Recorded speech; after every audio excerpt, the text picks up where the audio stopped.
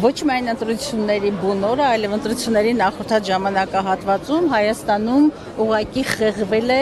ընտրական իրավունքը եւ այն ահռելի ադմինիստրատիվ ռեսուրսները, որ հրապարակ էին նետվել, իրավական, կներեք ոչ հայերեն բառի համար, իրավական բեսպրիդելը, քաղաքական հետապնդումները, ատելության խոսքը, վարչական ռեսուրսների սարսափելի, եթե ոչ չօգտագործեմ այսպես խայտառակ եւ սարսափելի կիրառումը բացարձակապես ցույց են տալիս, որպեսզի մենք խոսենք ազատ եւ արդար ընտրությունների մասին։ Եվ վերջին փաստը նաև, երբ որ ընտրությունների գիշերը ժամը 2-ին ընտրական գործընթացին հաջորդող կենտրոնական ընտրական հանձնաժողովի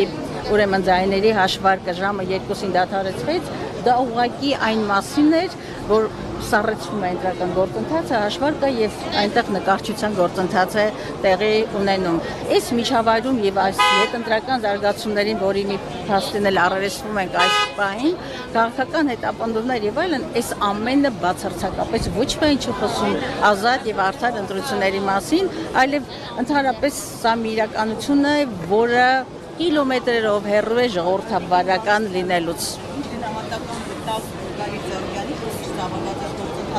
Երբ կարող եք ասել, որ կարող եք կարծել, որ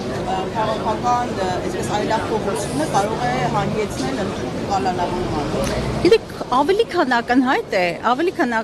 որ Գագիկ Ծառուկյանի առնչությամբ, ինչպես քաղաքական շատ դեմքերի նկատմամբ, քաղաքական ընդդիմախոսների նկատմամբ կիրառվում է ոչ թե իրավական գործիքակազմը, այլ Հայաստանում այսպես թևածում է առասարակ բեսպրիդել բառը պետք է օգտագործեն եւ սրանք իրավական process-ներ չեն, բացարձակապես։ Հիշում եք, երբ որ այս վարչախումբը եւ իր ղեկավարը եկան իշխանության ասելով ով է այն դատավորը, որը պիտի չլսի եւ չենթարկվի ինձ։ Հետո դրան հաջորդեց ով է այն կենտրոնական ընտրական հանձնաժողովի անդամը, որը պիտի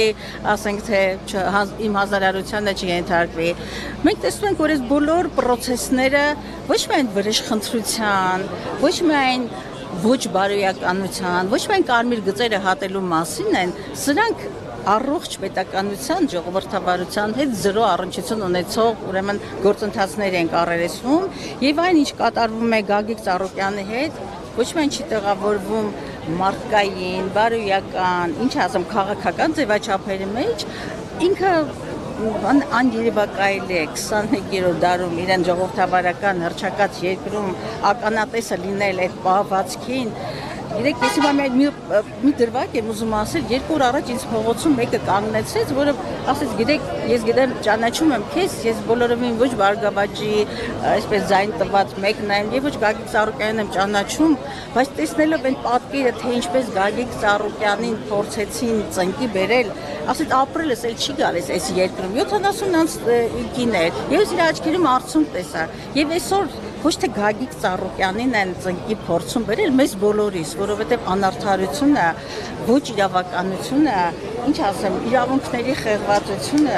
առողջ ձայնի, ինդիմադիր ձայնի լռեցումը, վախի մթնոլորտը, ատելության մթնոլորտը, այս ամենը պետության եւ պետականության եւ քաղաքակրթության մասին չեն, եւ ցավոք սրտի ես ուզում եմ ասել, տեսեք, այս ընթացքում նաեւ Սրբազան պայքարի 18 արդարների դատն է շարունակվում, ամբողջ իրավական համակարգը դարձել է գործիք վարչախմբի եւ նրա առաջնորդի Նիկոլ Փաշինյանի ձեռքին։ Եվ ընդհանրապես մենք գնահատականը վաղուց ենք տվել, նորից պիտի հաստատեմ, Հայաստանում վաղուց խաթարվել է սահմանադրական կարգը։ Հայաստանում չի գործում սահմանադրությունը, Հայաստանում գործում է մեկ անձի, եւ գիտեք բոլորս թե ով է այդ անձը, մեկ անձի քաղաքական ճաշակը, ինչ ասեմ, կամայականությունները եւ երկրում փորձել գտնել իրավական գործընթացներ, ուղղակի դոնկիխոտությունը։ Տիկին Գասյան, տեսնելով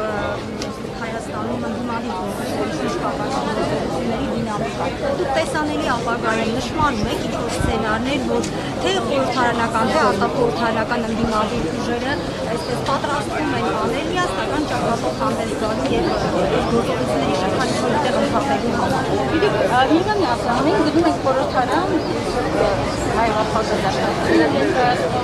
եւ նաեւ Հայաստան դաշինքը մենք ենք խորհրդարան, շարունակելու ենք պայքարը համադրելու, ինչպես փոխանցային պայքարը, այնպես էլ խորհրդարանական անձնագործադրելու համար մասնապես երկրում